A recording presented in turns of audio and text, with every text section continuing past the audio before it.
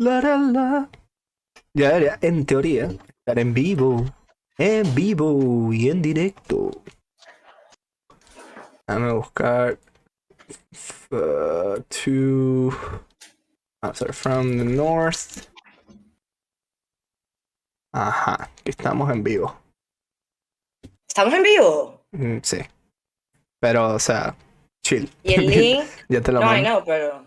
Te lo mando, ya te lo mando por DM. Te lo mando por DM. No tienes caja clap por haberte desaparecido. Eso va a salir el video.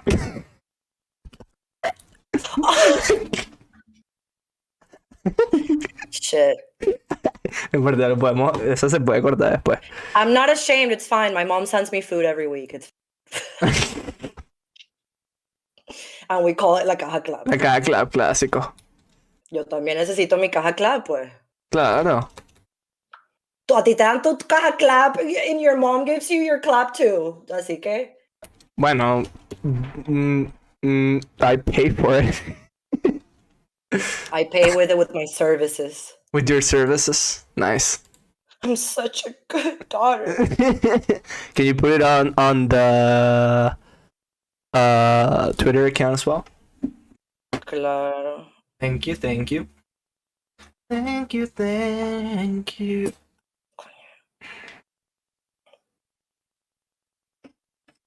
I think we can clip this.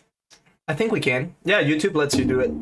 Like want to make, like once we save it, you know. Yeah, of course.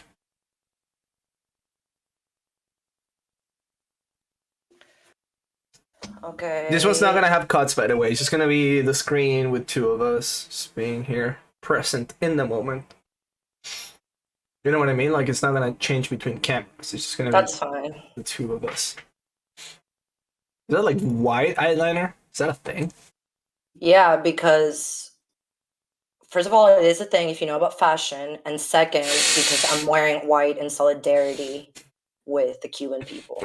I'm sorry, not knowing about fashion. Gosh. You can get started whenever you want. Okay. Ya, porque I put it on, but I'm... Okay. And I'm ready. Okay. Se me va bien. Okay. Are you good? I'm hanging in there. All right. Okay. So here we are on episode 11 from the north. Hello, Edu, how are you doing? I'm doing great, Head. How are you doing today? I'm good. You know, we've been following what we're going to be talking about here on this episode, which is the protest in Cuba that were planned for today, November 15th. So let's dive right into it. Of course, these protests weren't as large as the ones on July 11th. Why? Because Cuba is a totalitarian state, and if you announce that you're going to be protesting months before the day of the protest, the regime will work to suppress said protest, and that's exactly what they did. So Edu, let's talk a little bit about what the Cuban regime did in order to prepare to not let Cuban people express themselves today. So over the span of the last few weeks leading to this protests, November 15th, which is today, the government already started cracking down on protesters, on activists, even the media, even international media, actually. To the point where yesterday, I think it was a Spanish... Yes, EFE, the Spanish press agency. Exactly. So the Spanish press agency, they cracked down on them. They took their credentials away from them one day before the protests. Similar situation for pretty much every other outlet. both. Well, already doing- most international correspondents had left the island.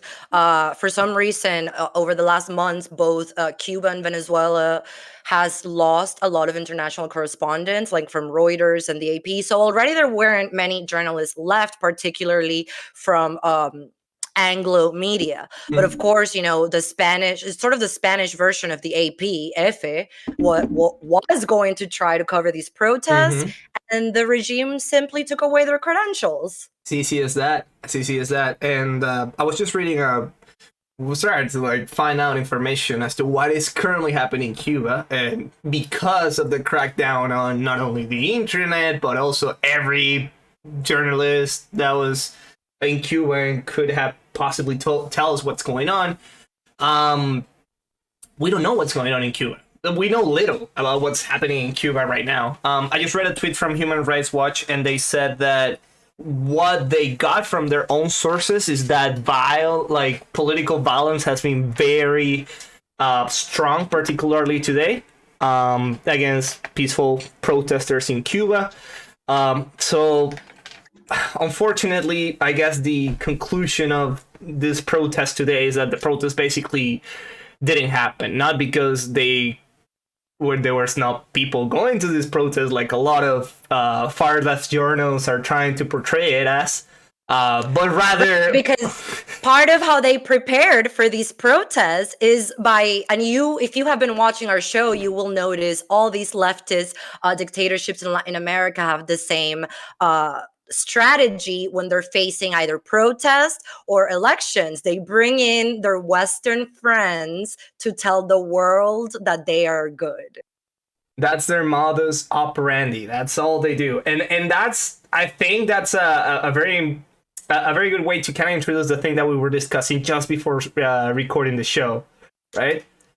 Which is how harmful this propaganda people are to the cause of democracy and freedom all over the world, but in particularly today in Venezuela, last week in Nicaragua, particularly today in Cuba, last week in Nicaragua, and I'm pretty sure it's going to be the same deal next week in Venezuela during the elections.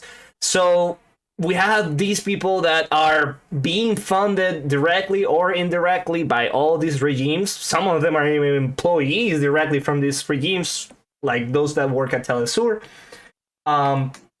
And it seems ironic that they can just have their happy lives in the United States of America. They can go overseas to defend dictatorships, to make propaganda for these dictatorships that are, by the way, sanctioned by the U.S. government. Right. And then they come back to the US, but internationally, I think it's been accepted that the Castro regime is a dictatorship. Can you put up, Edu, the picture of the main Code Pink tanky who traveled to Cuba to say that Cubans love Fidel? It's up there now. So that's It's up there. Okay, so there's Medea she's famous with our community because this woman invaded the Venezuelan embassy in Washington D.C. so she wouldn't let actual Venezuelans in. She was there with all the Code Pink tankies, and this is what they do. So what I don't understand is it's like, if you're going to do work for a foreign government in this country, usually you have to register as a foreign agent. So why are these people, Medea from Code Pink, the Gray Zone Bros, why are they allowed to be paid to go on trips to all these places under dictatorships and then come back and do propaganda for these regimes and still claim that they are journalists or activists, when I understand that the law is you must register as a foreign agent? Actually, I think some Trump administration officials went to jail for not registering as foreign agents of Russia. So why is it allowed for Medea to be a foreign agent of every leftist dictator in Latin America and not be identified as such? And not only that, because let's say that they, you could make the argument that it's their job, their freedom of speech and whatever, but the fact is that as we are today, for example, just talking about specifically the case of Venezuela and Telesur, which is broadcasting propaganda outlet made and funded by the Venezuelan regime, and they cover Cuba and they cover Belarus, of course, just doing propaganda. The U.S. currently, and Europe, and well, not Europe, but the U.S. and a lot of countries currently have sanctions that prevent their own citizens from doing business with regimes such as the Venezuelan regime. So if you're working for Telesur, isn't that illegal? Honestly, I don't know. Maybe it's not, but on Twitter, I like what they've done on Twitter. Like if it's I think they have it on I don't know if they have it on Telesur, but they have it on RT, which is that they specify that this is an institution tied to the Russian government.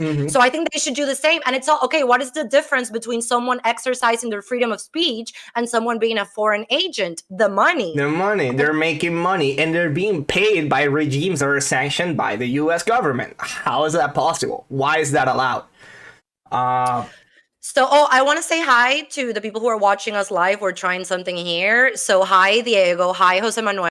Thank you for supporting us. And who is your friend? This is a friend of yours, I guess, Edu, that's always saying, Aguante, Edu Lone. It cracks me up. That's my homie. That's my homie, Alimi. He's always watching our shows. He's always supporting me. I love you, Alimi. Seriously, I love you too. He's always leaving that comment on our shows. I love it. So, okay, Edu, but let's keep talking about how the Cuban regime suppressed these protests that, like I said, they had months to prepare to not let Cuban people go out into the streets. First of all, the major activists in Cuba have been in prison since the July 11th protests. So that already takes a big chunk away, from the protest power. A lot of them have been already condemned to 8 years in prison and more. I mean, we've seen a bunch of cases of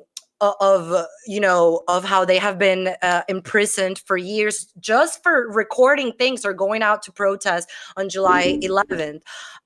So they did that. He's showing them our thing. They're asking for it. I know. Hola, Juan Manuel.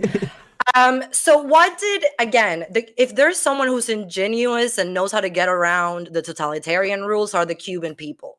So they started showing, they couldn't go outside their houses. Here, we're going to show an image of something the regime did to not let people go outside for the protest. They literally put a bus.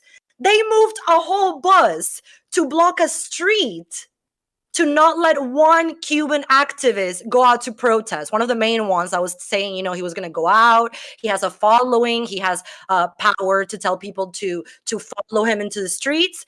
They literally moved a bus so he couldn't leave their house.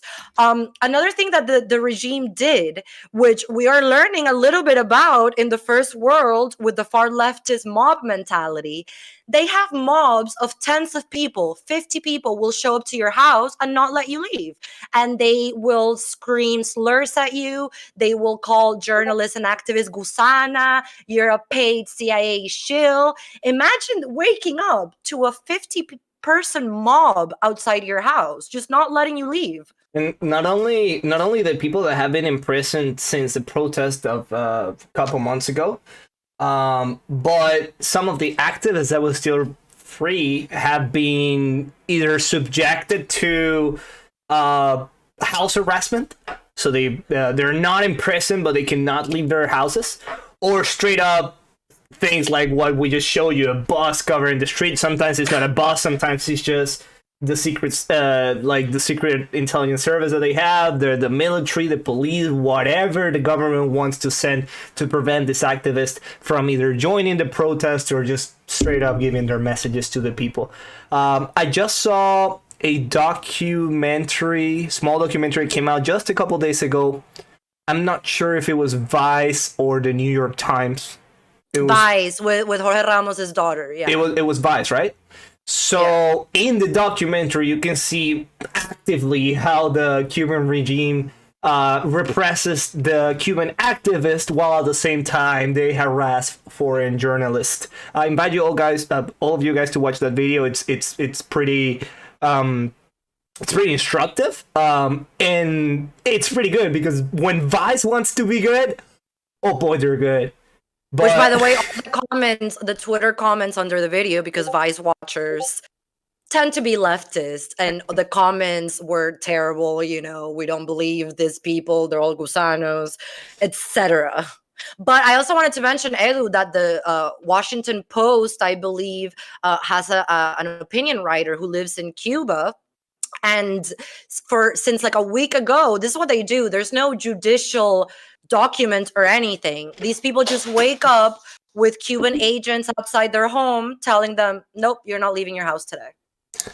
It just works like that. And every day, you don't know how long it's going to. You just wait every day to wake up and see whether they're going to let you leave your house or not. And this is how they didn't let most of the main activists, journalists, artists, they simply didn't let them leave their house. You know what's kind of thinking introspectively about this? About this whole dynamic that we currently have with this kind of regimes, this kind of dictatorships and people online. In the case of Cuba, for example, where it has been clear that Cuba is a dictatorship since the 60s. You know, it's not something new. It's not they just became a dictatorship. They've been a dictatorship for a while. And then suddenly it seems like the Cuban question, and it extends to Venezuela, it extends to Nicaragua, it extends to every other repressive, authoritarian, or totalitarian regime in the world, is that because there are always two points of views, those of the journalists, those of the people that have suffered through these regimes, those of the activists that are constantly talking and informing people about what's going on in these countries, which is one point of view, and then the other point of view, which just straight up comes from propaganda machines, sometimes just directly through the state media of these regimes. And it seems that somehow people have made a false equivalence between these two point of views, because there are two points of views, and maybe one is wrong and maybe the other one's right, or maybe one is more right than the other. But it doesn't really work like that, especially when it comes to a dictatorship so horrible as the Cuban one. And it just baffles me that people can see a video of a random tanky saying, oh, you know what, Cuba is actually democratic, and they just take it at face value and say, yep, sounds good to me. I guess it's because going back to the comments under the Vice video, something we were talking about last week with Anais, a lot of the comments said, what dictatorship are you talking about? The Batista dictatorship was overthrown 60 years ago. It's like in that, like when they call you, or they call anyone in Cuba that wants to protest for freedom, especially Cubans in Florida, for example, that are constantly being harassed. Wait, did you the picture that we showed was it Madia with a picture that said Cuba is not Miami? Yeah, I'm gonna put it up again. Cuba is not Miami. So that's like the talking point of the left. Just sure. By the way, was made by British tankies, so that's a good detail. So there you go. But it's horrible. I guess they do it because it validates what they have to believe. Like it validates, like, oh, it's socialism, it's communism, it can be bad. And I also think another thing that kind of affects that is that communism as a serious threat to the world really ended in the 90s when the fall of the Soviet Union, right? And at that point, it was clear it's failed, it's unsuccessful. Let's move on. But then the 21st century socialists came into power. Let's start with Chavez. They rebranded. Well, we've talked about this many times because, I mean, I would say communism is still a threat, but in the terms that it unites with all the other authoritarians of the world. And we're going to talk about that at the end of the show. I want to say hi to Daniel Familia. Thank you for watching our podcast. But Edu, let's show people how Cubans figured out how to protest anyway because they couldn't leave their house. So they started just wearing white, which is why we're wearing white. That's the color associated with freedom fighters in Cuba. Shout out to the ladies in white. They're one of the best freedom movements of history. So Cubans started putting white sheets outside their house to show that they supported the protest. And Edo, I wanted to bring this up because I follow a lot of Cubans. We're seeing now how they modified the protest once they couldn't leave their house. And you know, Edu, something that I find so interesting is young Cubans sharing online how this was a point of conflict with their older family members that don't want to rattle things. They don't want to get in trouble. I mean, I saw at least 2 young Cubans tweeting that they put up the white sheet to express that they are in protest, and they had arguments with their other family members that did not want to get in trouble. They don't want to ruffle any feathers. I mean, and this is perfectly understandable. You can go to jail. You can lose your life. The food that you have that the state provides could be taken away. So this separates families. The young Cubans who are tired of it, they want to risk it, everything for freedom, but their families don't necessarily want to do that. And it's heartbreaking. And I think I know why. And this is kind of me being a little bit, realistic and probably not so much optimistic. But if you really look at it, the protests in Cuba, which, I support wholeheartedly, and if anything, I wish them the best. I wish that they can continue doing this and they can continue expressing their struggle. They can continue showing to the world the repression of the Cuban regime. But in a regime such as the Cuban one, and in a day and age like today, where dictatorships are just not going anywhere, anything, they're just expanding, getting bigger and getting stronger. In this day and age where foreign intervention has become completely taboo, to the point where we're even considering removing sanctions from Cuba and just letting them be. I see why the older generations would be a little bit more wary, right? If they feel that this is not going to get anywhere, this is only going to make them put a target on their head for the Cuban regime to just go after them.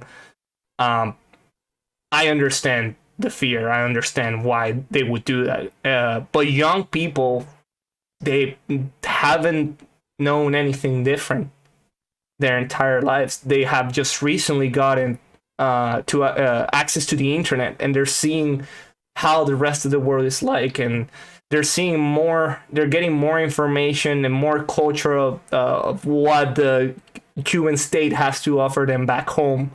And that's kind of why we're seeing these movements that have started a couple years ago, and they have developed into what we're seeing today. It started with Movimiento San Isidro. Now it's a national, I will say international kind of struggle, which is Patria, Vida. And the best to them, absolutely the best to them, but I can't blame the older generations from being wary. Right. Another thing is that the older generation has seen multiple times how the international community has simply looked away every time something has been tried against the regime. So I think the younger generation has more hope because they have not really been let down in their lifetime by the international community, which we know. We know about. So let's talk now about the international community, because oh God. We talked about already last week how the far left members of the Democratic Party refused to give their support in a resolution in Congress to Cuban protesters. But of course, as always, this is not a protest that's sexy for the world for some reason. If we were seeing these protests against an authoritarian regime in places like Colombia and Chile, as we have seen, we would get more coverage. But as always, not that many people cared about the protests in Cuba. So what did Joe Biden do? Joe Biden said that he's going to ask the Northern Triangle allegiance for diplomatic help against the Cuban regime. So that's Canada. We can probably count on them, although Trudeau may be Castro's son. That's yeah. We have to talk about it in an episode. Maybe a Patreon episode. If we ever get a Patreon, we're going to talk about that conspiracy theory. But please go on. Right, but we can probably count on Canada to do something as simple as saying, hey, Cuban regime, please respect your people's right to protest. At least something like that. But then there's the other country, Mexico, who's under another socialist, AMLO. And what did actually, we didn't discuss this before, Edu, but Cuban exiles started protesting everywhere around the world to support the protests in Cuba. And in Mexico, they also received the same type of mobs that people in Cuba received. The same style, 50 people calling them gusanos and all of that. That happened in Mexico. But not only that, today, the day of the protest, the president of Mexico, Andrés Manuel López Obrador, decides to send his honors to the Cuban regime, saying, I don't remember the exact words, but that he takes all solidarity with the Cuban regime, all our admiration. That was one of the words, admirations. He said something so stupid. I just want to bring it. Sorry that I interrupted you, but I just want to bring it because it's so funny. He said something like, it's my opinion, but that guy's not that clever. But he said something like, well, we live for 200 years. Every country has gravitated towards the same system. But Cuba, they had the guts to actually do their own thing. Props to them. We respect them. It was like, okay, bitch, but what are they doing? What are they doing different? The argument, it's just they do something that's not capitalist, that's not pro-US, so we automatically support. It's like, that's not how it works. That's just a reactionary opinion. And for coming from the Mexican government, which is the government that, man, oh man, do they hate Venezuelans. Oh, can we talk? We should do a side note about that, because the president of Mexico is horrible for the region. You know what he just did? What? I don't know if you heard about this, Edu, because this would have particularly pissed you off. Apparently, he is considering asking for visas for Venezuelan migrants, because what Venezuelans are doing is, because they don't need a visa to go to Mexico, they go to Mexico to get to the US. So it turns out that the Biden administration, just like the Trump administration before them, asked Mexico to help them control the migrants getting to the border. So right now, Mexico, the woke, progressive, leftist president, is considering asking Venezuelans for visas so they stop using Mexico as a way into the US. You know what's insane is that Mexico already have a very bad immigration policy towards Venezuelans. It is well known that any Venezuelan that goes to Mexico runs a big risk of being deported for no reason. People that are going for tourism, people that are going to live there, people that are going because they're going further up north to go to the States. Stories about how they treat them in the airport, like if they hear, like if they know, like immediately start treating you like shit. And now on top of that, you are gonna ask us for visas? And great point. Let's go. But he was anti-US, so it's so weird how he does everything whatever US president asks him to do. And which, by the way, let's go back to the point that, yes, why is the United States trying to prevent helping more people from Venezuela that are coming into their doorsteps? I mean, I think if I remember correctly, I think that the debate in the United States is like, oh, we cannot help, we cannot invade Venezuela, we cannot make a regime change. All we can do is help Venezuela and help Venezuelan refugees. But they want to help Venezuela's refugees in Colombia. They want to help Venezuelan refugees in Chile and Ecuador. Why are you just closing your doors to Venezuelan refugees to come into the United States? Which, by the way, it's already impossible. You know how hard it is for an average Venezuelan to get a visa? When you're applying for a visa, you have to prove your income. You know what the average minimum wage in Venezuela, not the average, the minimum wage in Venezuela, it's currently like $4 and something. Most people are making either $10, $20 a month, $30 a month. If you're lucky, you have a good job and they pay you in dollars, you might be making way more than that. Still not enough to access the United States of America. So that's hypocrisy right there from Joe Biden. And that is not hypocrisy from Manuel López Obrador. But if anything, it just serves to prove where he stands. This is where he stands, against the people of Venezuela. And Right, today, against the people of Cuba. Right. And Joe Biden is relying on him in his strategy against the Cuban regime. So I'm not sure how that's going to work out for the Cuban people. And I think that's something that should lead us to our probably the next topic, which is, I mean, it's not something that you guys haven't heard from us before. We literally talk about it every single episode. But today, Hermania found an article from The Atlantic that the cover story. So it's yes, finally we're talking about this. We're finally talking about it. And I'm gonna put it up. Yeah, I'm gonna put the thumbnail of the story up there for you guys to see. I'm gonna make it a little bit bigger, so you guys can recognize the usual suspects here. Starting with this little mustache man here, Putin, Xi Jinping, Lukashenko. All the usual suspects. And what it's basically saying, which is what we've been telling you guys forever, is that this is an effort that comes from multiple actors that are actively trying to push a single individual agenda, which is the agenda of authoritarianism and dictatorships. We're actually talking about it today, and I guess we're really never reached that conclusion on our own, even though it was before our eyes all the time. But Venezuela has become the biggest, most powerful dictatorship west of Moscow. It's so, like, I just got chills as you said that, even though Edu and I discussed this earlier. Let's talk about the 5 men on this cover. It's Nicolas Maduro, Putin at the middle, Putin and Xi Jinping in the middle. Then we have Lukashenko, and then we have Erdogan from Turkey.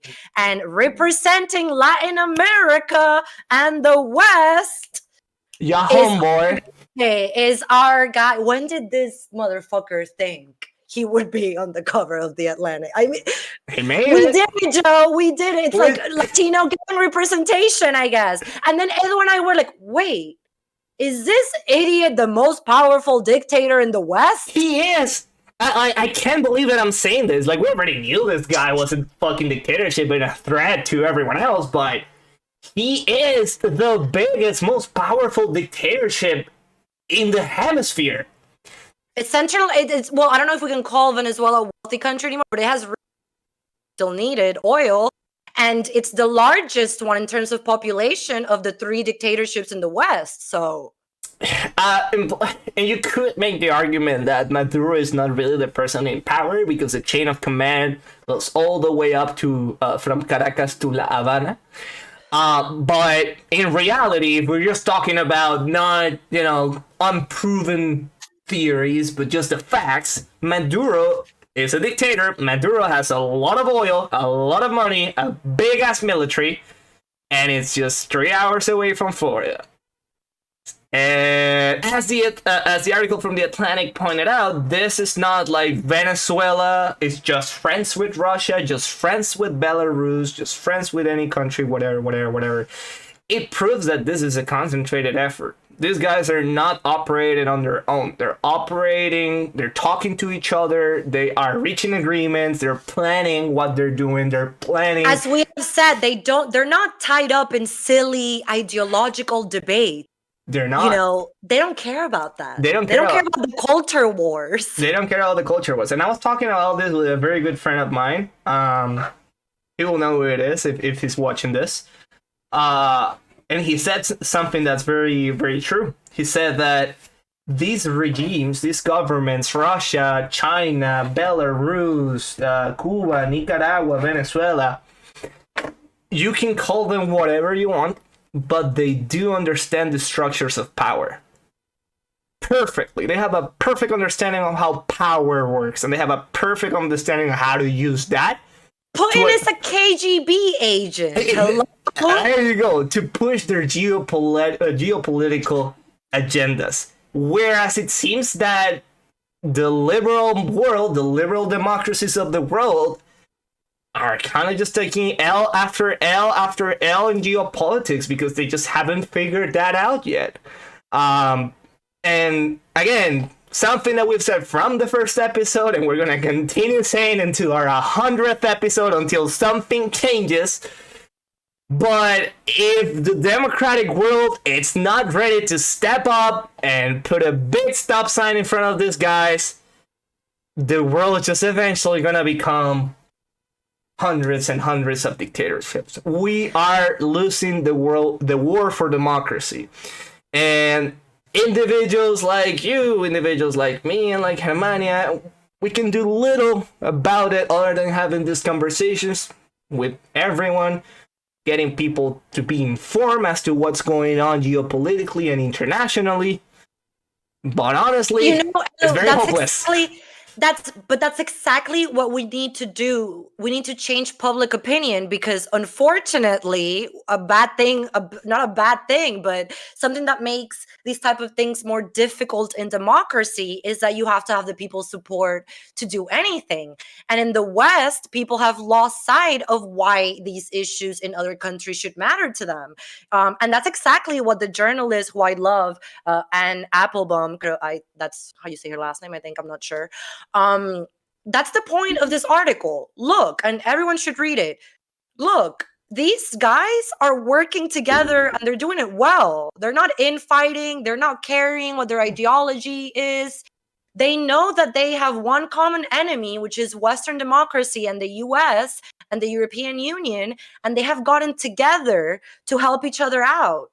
Well, if yeah? No, keep going.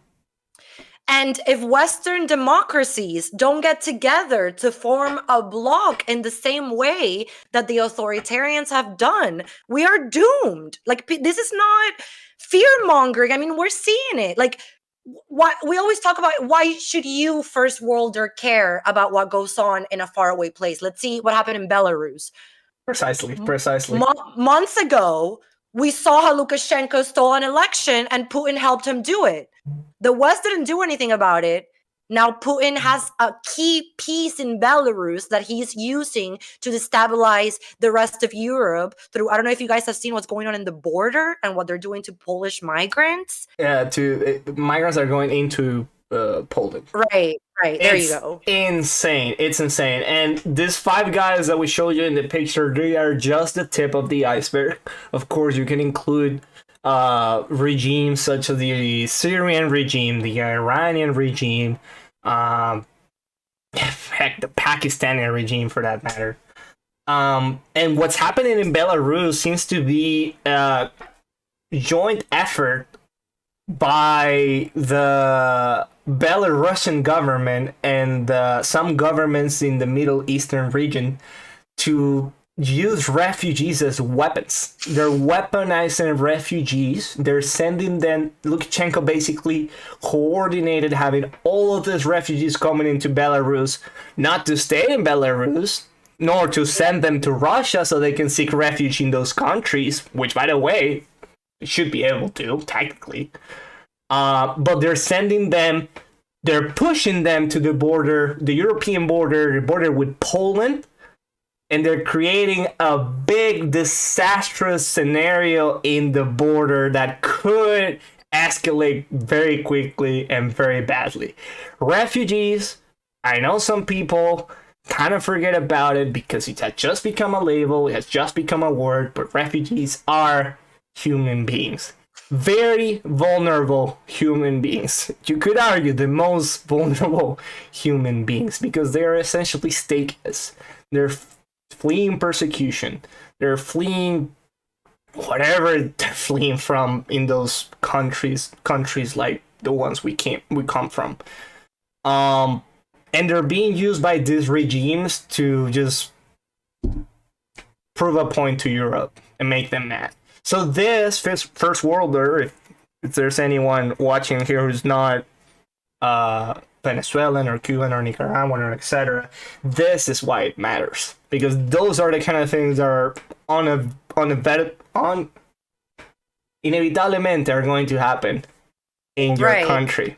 As one of our viewers, AJG Alimi, Art, okay, he's reminding us that Lukashenko literally did try kidnapping an Olympic athlete, in Tokyo. So again, the West just lets these things ride, like nothing's gonna happen. Now, Lukashenko is now Putin's one ally in Eastern Europe and the closest one to Europe. So trust me, we let Lukashenko steal that election. We let Putin say who was going to be the ruler of Belarus. And these decisions have consequences. Heck, not going too far. Russia literally invaded Ukraine less than 10 years ago and took a big chunk of the country, and no one did anything about it. Not even Europe. Not even Europe. Europe, that's by the way. Syria. No, and look at Syria, look at what happened. And what is Europe doing right now with Russia? What is Germany, for example, doing right now with Russia? Oh, they're buying gas and oil from Russia. That's what they're doing with them. Instead of saying, hey, what the fuck? Why are you just sending refugees into the border through Belarus? Like, is this, like, what? I guess my question is, what are democracies waiting for? Like, what is going to be the red flag to actually go ahead and do something? Like, I feel at this point like Maduro could send a nuke to Seattle, kill a bunch of people, and the United States will be like, oh, that's a shame. Well, no, because it's all about America first and insert your first world country first. So it's interesting. Russia is killing Syrian children every day, but we don't see about it. Oh. When a U.S. airstrike kills any civilians, I mean, we put our government we hold them accountable, as we should. Absolutely. It's on the news. We see the pic. We know what we did, what our government did. But for some reason, when the airstrikes are Russian, it doesn't matter. That's still happening in Syria, by the way. People forgot. To this day, when most woke people want to talk about Obama, for example, who hasn't been a president for 5 years already, they always bring, oh, he's a war criminal, the drone strikes, the blah, blah, blah, blah, blah, blah, blah, blah, blah, blah. But if you look at the numbers, and this is something that I learned from Syrian activist Karim Rifai, who was on our show, one of our first guests. Love him a lot. Go follow him. If you look at the numbers, the United States killed like 1 civilian per 1,000 civilians that the Russians did kill, or Bashar al-Assad, for that matter, his own people. He murdered way more of its own people than the United States did by collateral damage. Somehow, though, it is okay to defend Bashar al-Assad out loud. Looking at you, Tulsi. It is okay. It is okay to defend Putin. Again, same guy who invaded Crimea. Same guy who's to blame for the deaths of thousands of Ukrainian members of the military.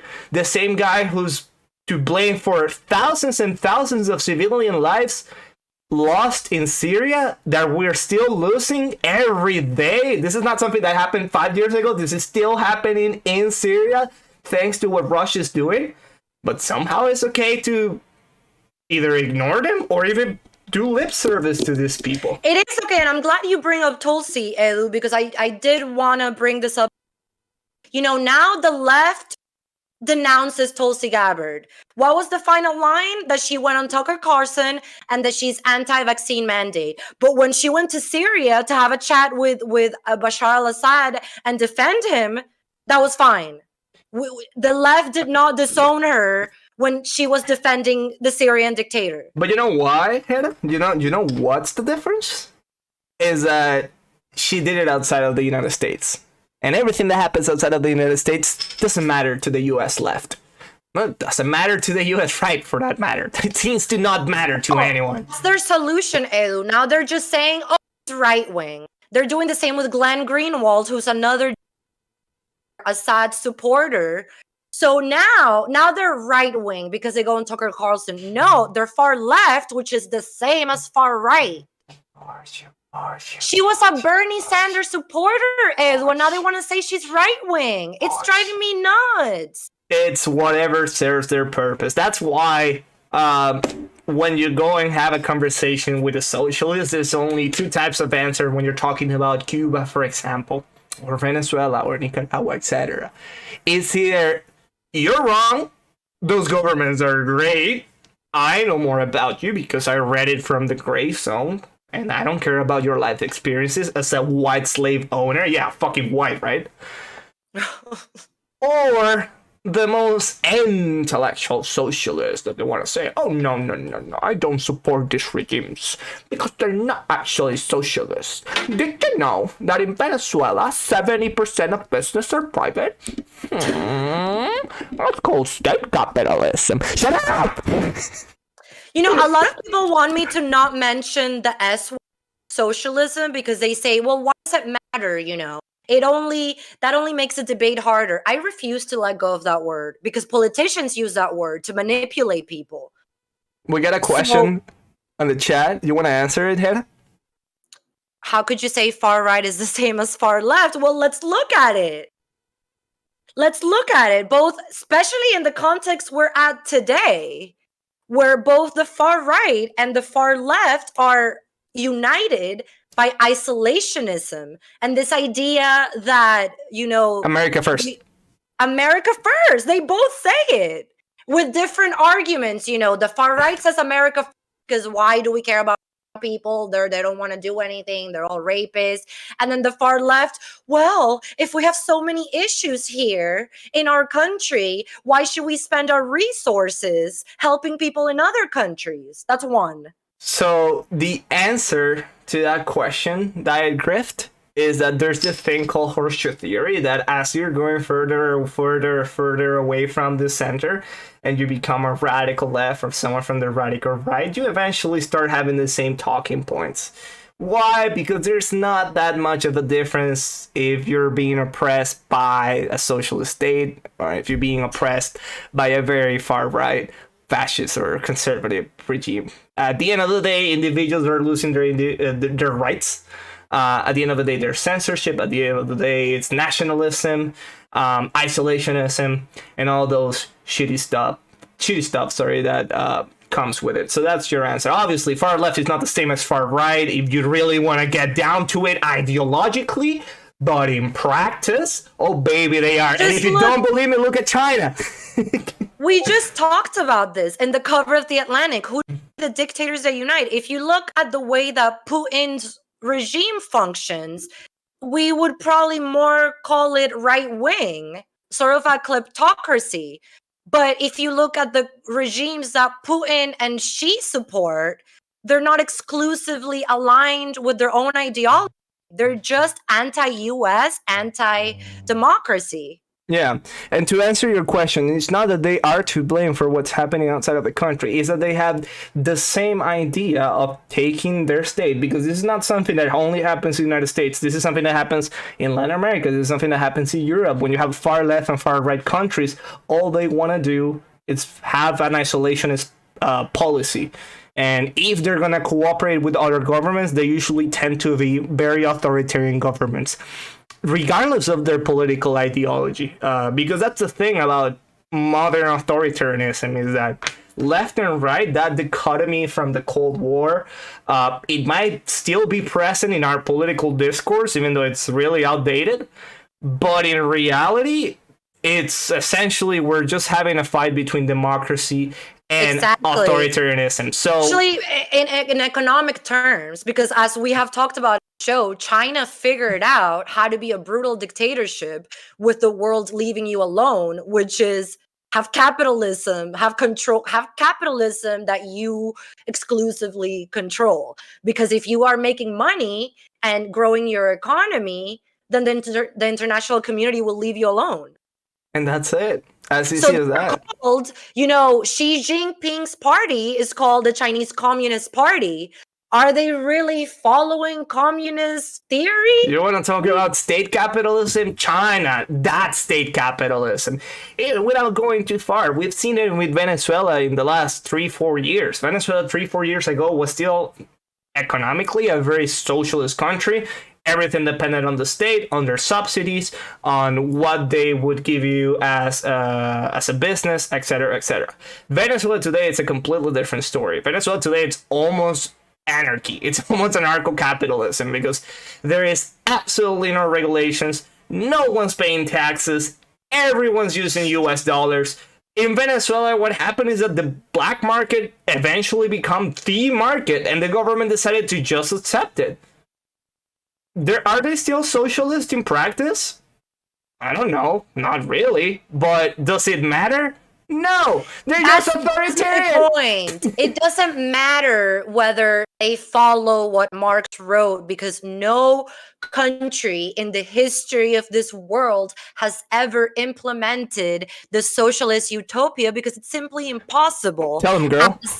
As socialism is inherently authoritarian, because as we have explained many times, if the government tells you that it's illegal to own a business, you best believe the government is going to get authoritarian when they try to take people's businesses away, because people are going to defend their private property. And if the government all of a sudden says private property is evil and tries to take it from you, they're going to have to use force to take people's businesses away, as they have done in every example that we have of socialism. So whether it's real, fake, it doesn't matter. It's all about the rhetoric. It doesn't exist. It's, my grandpa always says, it's something in the air. It's ethereal. And that's the whole point of this, is like, back to saying that these people understands the power dynamics better than liberal democracies do, because they've understood that the real economy today is authoritarianism against liberal democracy. And it doesn't matter in which part of the ideological spectrum you base your economic policies on. It doesn't matter if you're huge like North Korea. It doesn't matter if you're far right like Iran. It doesn't matter if you're anarchy like Venezuela. It doesn't matter if you're Marxist-Leninist like Cuba, etc., etc., etc. These guys are all allied because their bonding point and the logical conclusion of going too far to the left and going too far to the right, and the point where they can get everyone together, every single of those hideous people that are out there in the world, like Code Pink, like the Gray Zone, etc., etc., etc., is by coming together for authoritarianism. They will call it what they want. They will call it the Islamic Republic of Iran. They will call it the Bolivarian Republic of Venezuela. People's Republic of China. The Democratic Republic of People's Democratic Liberated Republic, Federalist, whatever you want to call it. It doesn't matter. Left or right, it doesn't matter. It's not 1975. It's 2021. What you have to be asking yourself is my country allied with democracy, or is my country allied with authoritarianism, dictatorships, and terror? And it's not a matter of just doing lip service like AMLO does in Mexico, actively supporting the Cuban regime, but in action, not doing anything. It's a direct way of supporting them. And we go back to Crimea. What message did the international community send to Russia and its allies when Russia just came down, steamrolling on European territory, and just took it away without no consequences? What do you think these guys are going to think after what we've seen in Nicaragua, when in the span of less than a year, every single political opposition candidate to the Ortega regime was put in prison? That they can do it and get away with it. And that's the failure of geopolitics in liberal democracies. America first, the UK first, Brazil first. You cannot play that game, because if you play that game, you're gonna let them win. And if they win, they're gonna come bite you right in the fucking ass. That's the point. Get it now? Patrick W. just had a great example. I always talk to one example of how the far right and far left are similar is that they both hate Jews in Israel. Absolute anti-Semitism is like always a fundamental part of authoritarianism for some reason. But Edu, to close it off, I want to talk about the space thing, because I feel like this shows us like we can bring it also to, like we always say, democracies have a higher standard and they have to respect what the people want. So these authoritarian governments have it easier because they don't have to follow what the people want. So things like, for example, coronavirus. That affected all of us. That came from an authoritarian regime. So now today, something that could have affected all of us. I don't understand this very well because I know science, but apparently Russia was testing some missile, something.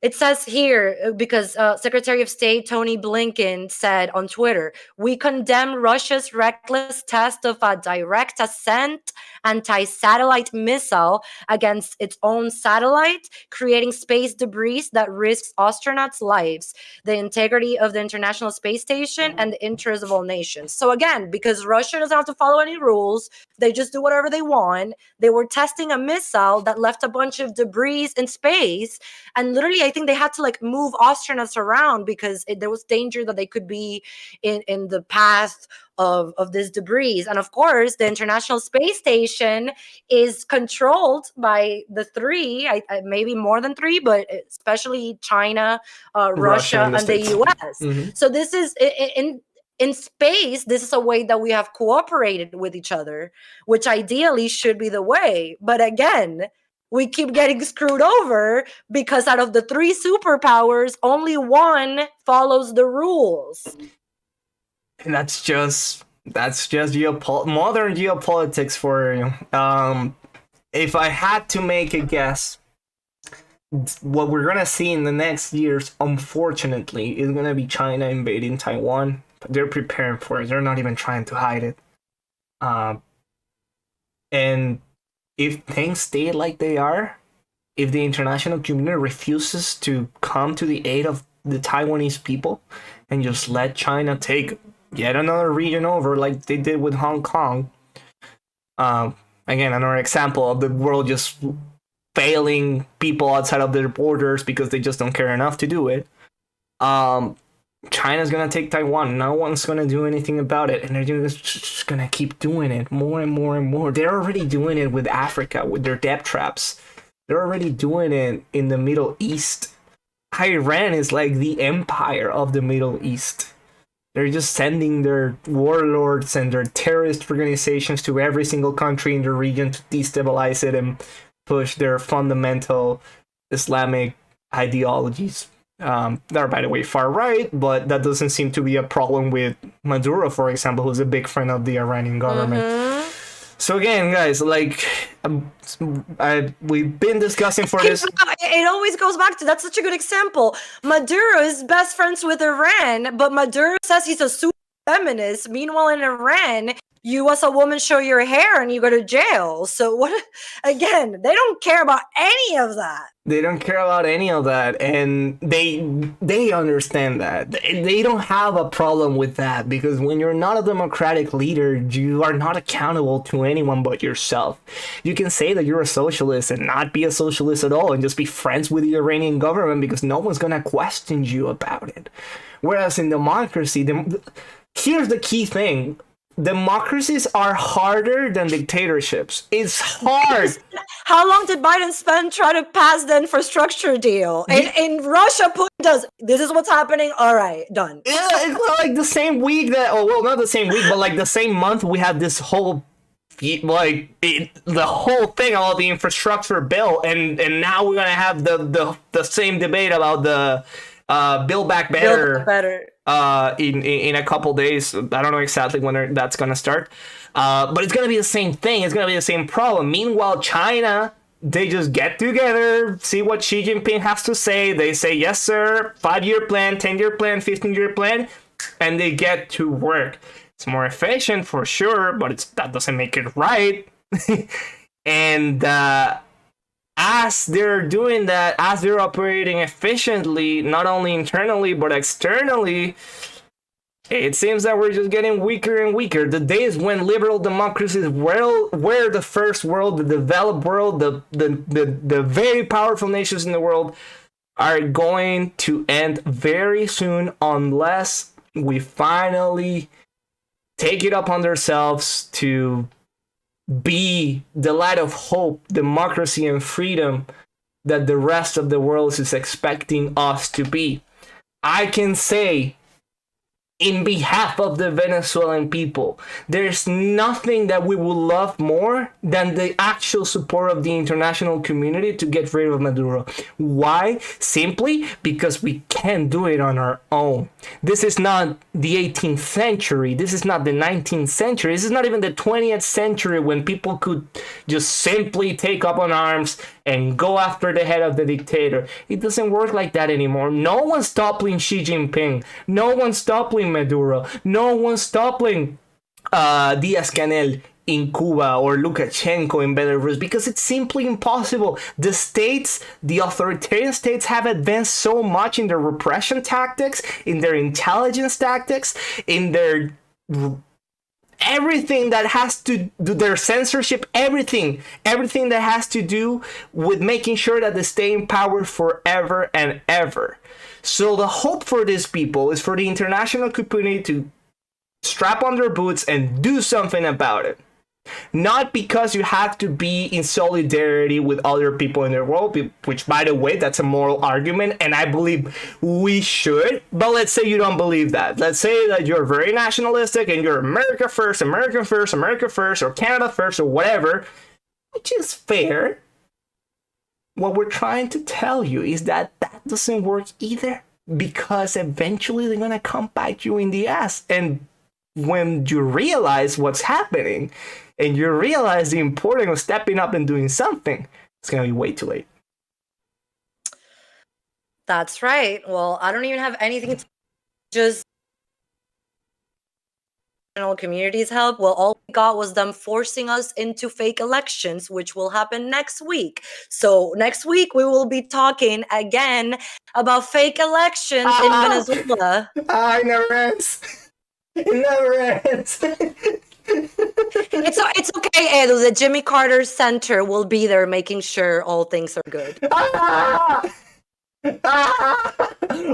if we're still alive by next week, see you guys around. Thank you so much for staying with us in the chat. Love you, everyone. Have a great evening. Seriously, thank you so much to those of you who joined. This is so much fun for us to do, so thank you. And remember, Patria, Vida, viva Cuba libre. Cuídense el dulce, mis hermanos. Bye.